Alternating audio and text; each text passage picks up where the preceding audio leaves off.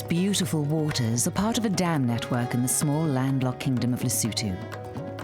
They've provided a much-needed economic boost to this poor nation as it sells its water supply to South Africa, its big, thirsty neighbour. It seems ironic, therefore, that this influx of capital from one of the greatest infrastructure projects on the continent has compromised and impoverished many thousands of people. The first phase of construction on the Katza Dam began in 1986.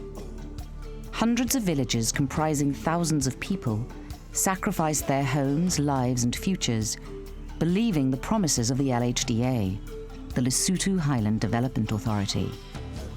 These promises reflected the laws designed to protect communities affected by the water project, and who were assured their lives would improve and they would receive all sorts of compensation.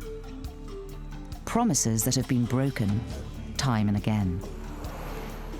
Many of the compensation payment schemes were unheeded, and the effect on these displaced communities was devastating.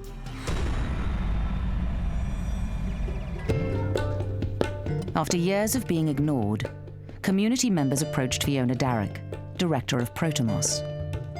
Protimos creates community legal empowerment by finding teams of lawyers to work for marginalized and indigenous communities. In 2006, I traveled to Lesotho on behalf of Protimos to see the situation for myself and to make a film recording the facts. I met Chief Katang, head of the Mapaleng community. His village was one of many in the area that had been affected. He told me that the climate had changed since the construction of the dam, and the winters were much colder. They had no money for heating, and their cattle were often dying of the cold. They'd lost a lot of grazing land, which was a huge problem, because breeding livestock was their main source of income. More alarmingly, they'd also lost their water supply, as the impounding of the dams had resulted in earthquakes which had caused the natural water sources to dry up. Protimos, with local partners in Masiro, created a community legal empowerment centre called Seinoli, which means kingfisher. It comprises of a young director, 2 lawyers, a community liaison officer, and an administrative assistant.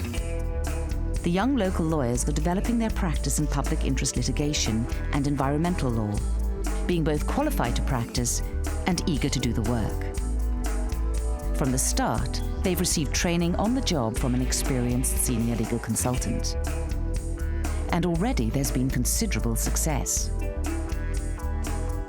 Following an application to the court, water has been restored to Chief Katang's village, affecting 380 people.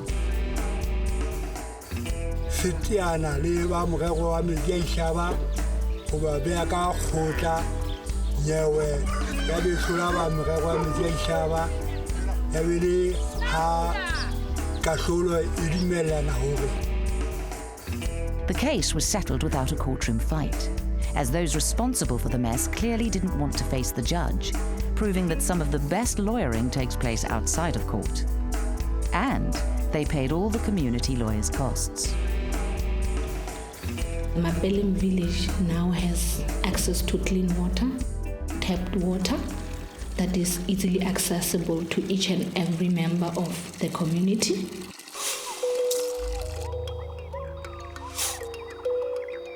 However, there are still many villages in the Mapaleng area with no water at all. How do you survive with no water?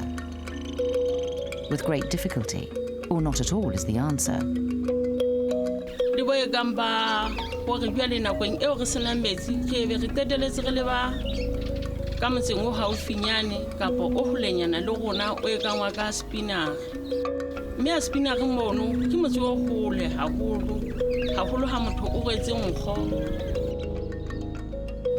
Hobane ka nako nngwe ha re tswa sekolong re tlameha ho ya sedibeng marara sedibeng hole ha sepinara ha re fihla sedibeng ha sepinara re tla be re thola beng ba sediba metsi a sa ba lekane kaofela metsi a ra jang ha sireletseha ha hlweka ho hang a re tshwarisa mafu a kang letsollo mala diso, lehlatso le tse ding tse ngata.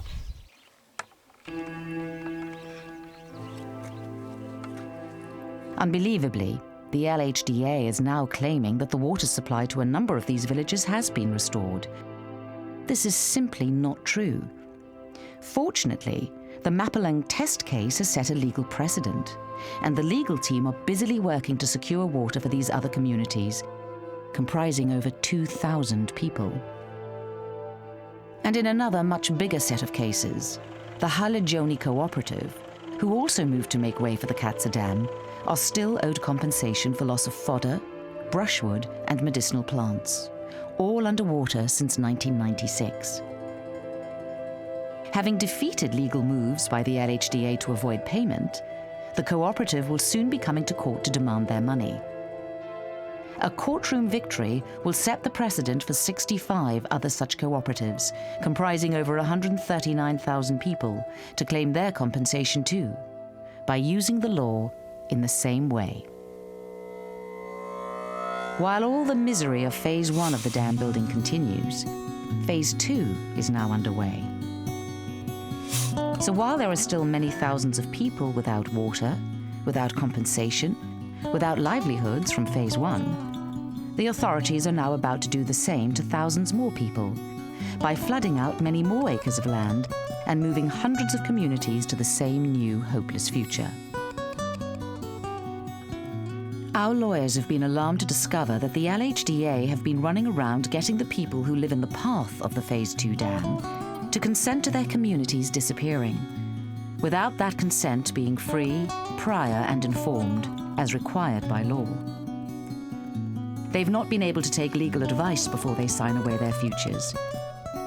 These people are for the most part unable to read what they sign or understand the implications of the document they mark.